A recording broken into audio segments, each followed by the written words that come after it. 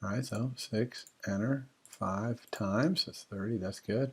How about 47 plus, 77, excellent.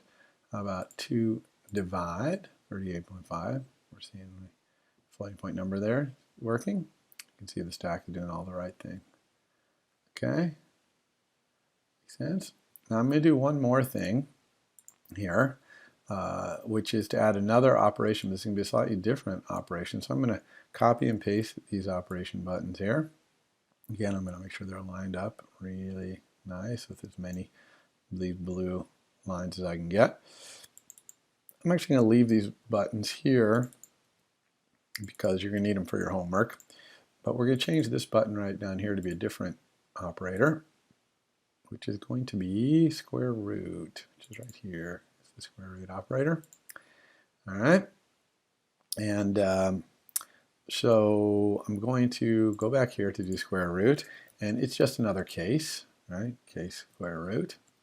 And maybe I should just be able to use this same mechanism, right? Let's see if that works. Paste that in there. And instead of this subtraction here, let's use the built-in function in Swift to do square root called square root. And we did $0. Looks good.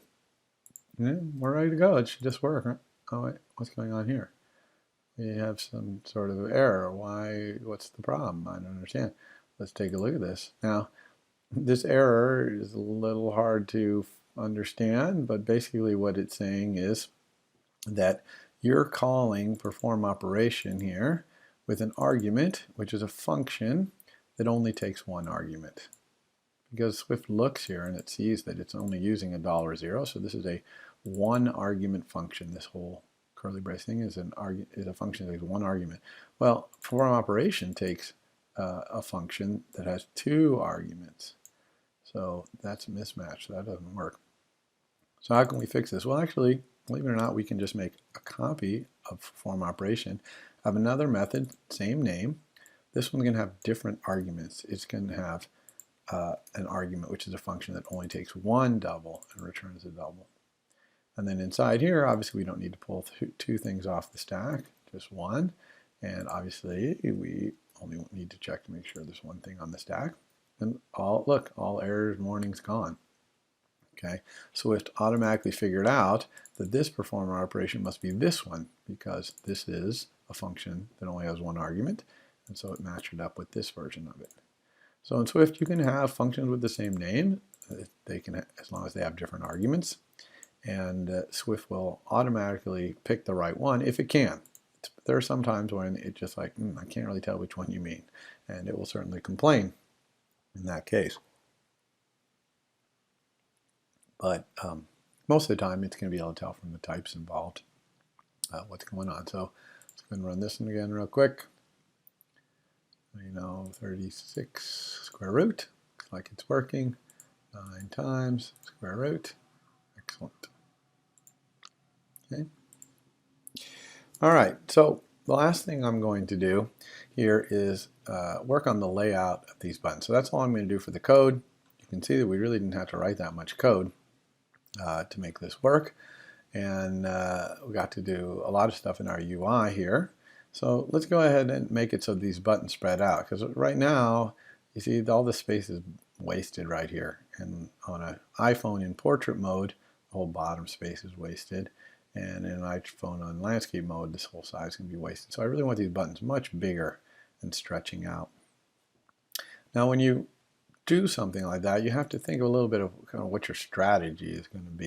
You can't just kind of brute force start, control dragging between things and trying to set up the horizontal spacing and maybe line up them, maybe make them the equal width and height. Oh my gosh, you'd be control dragging all day long doing that. So I'm not going to use control drag to do this. I'm going to use these buttons down here, which are kind of bulk auto layout buttons.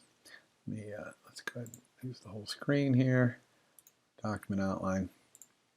So what is it going to be my strategy? Well, my strategy is I'm going to make a perfect grid here.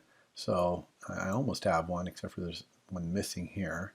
So I'm actually going to take a button, copy and paste it. Okay, just kind of be a dummy button here actually, with no title. I'm going to right click on it also because I don't want it sending a pen digit or anything else. So it's not going to send any messages.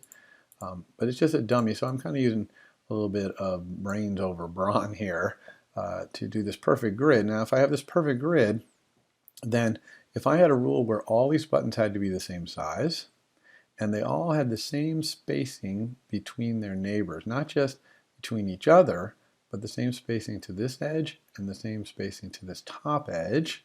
Okay, if I had a rule like that, then they would get big, and of course this same spacing from this edge to this edge and this edge to this edge. If it's all exactly the same, which I'll make it be whatever this is, whatever the blue dashed blue lines gave me, if that was the same, then they would all have to spread out.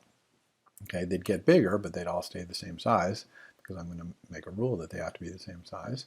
But they would move out to this edge so that this nearest neighbor would be the same, this distance would be the same as this distance. So that's my strategy. I'm going to try to do that. Now, to make that work, all these buttons need to know who their nearest neighbor is. Well, these all know their nearest neighbor here, the other buttons, because I made sure I used dashed blue lines when I dragged them in there. So that's what kind of teaches them the nearest neighbor. And I'm also going to make sure that the entire grid knows that the left edge and just under the label there are the nearest neighbor. So now it knows on the top the nearest neighbor is the label, and on the left is this edge.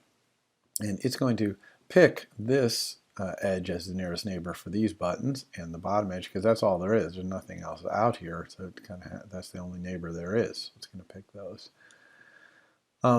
So now that I've kind of used my dash blue lines, it makes this all quite easy. Now if you don't use the dash blue lines, or if you kind of make some mistakes, then this is not going to work. This strategy won't work. And I've made doing this part of this demonstration be extra credit. And so if you can't get it, don't worry about it too much. Just keep all your buttons in the upper left corner here, and that's fine. But if you want to give this a try, the key is to use the dash blue lines to make a perfect grid. Make sure that you set the nearest neighbors here by dragging the whole grid to make blue lines appear on the sides. And then we're going to set these rules in bulk, and we do that with these buttons down here. So there's this button right here, the leftmost button, and it lets you set things like lining up leading edges or the tops or the centers. And you could imagine there might be a way to do this by doing that, but I'm not going to use that strategy. My strategy is to just make them the same size and make the spacing between them be the same. But I bet there's probably a way to do it by lining up their centers or something like that too. So I'm not going to use this one. The next one over right here is the one that has the things I want. And so you can see that it allows you to make all the buttons equal width and height. Okay, not width and height, that fixes them at a certain width and height. This means that they can be any width and height they want, but they all have to be the same width and height, all these buttons. Of course, I have these all selected, by the way. If you don't have them selected, that doesn't make any sense. And then up here, you can see there's spacing to nearest neighbor. So this is where I'm going to set that spacing between all of these to be the same. And you can see that it's put 8 here. That's because when I did the dashed lines to the top, 8 seems to be kind of a standard number of points between elements. These are all multiple because some of these buttons, their nearest neighbor is way over here, and it's huge, right? Their bottom or their right. But all these buttons, the thing on top, whether it's another button or whether it's this label, all of them happen to be this 8 points right here. So I want all these to be 8. So I'm just going to turn this bar on right here, which says, yes, please enforce and make the rule that all of these are 8 points from their nearest neighbor to the top, and also 8 to the left, 8 to the right, and 8 to the bottom. You really want to make sure these beams are on. If these beams are off, even if there's a number here, then it's not going to add this rule. So we want it to add this rule. So this adds up to 87 different rules. All these equal widths and heights, and all these sparing neighbors. So if you don't have 87 in here, if it says 100 and something, whatever, probably you don't have everything lined up right, because it only takes 87 constraints to express all these rules. All right. Now, when I click this add 87 constraints, it's going to add these rules to all these buttons, and watch what happens. So I get all kinds of, first these blue lines are showing me the rules. Okay, a lot of them are saying here that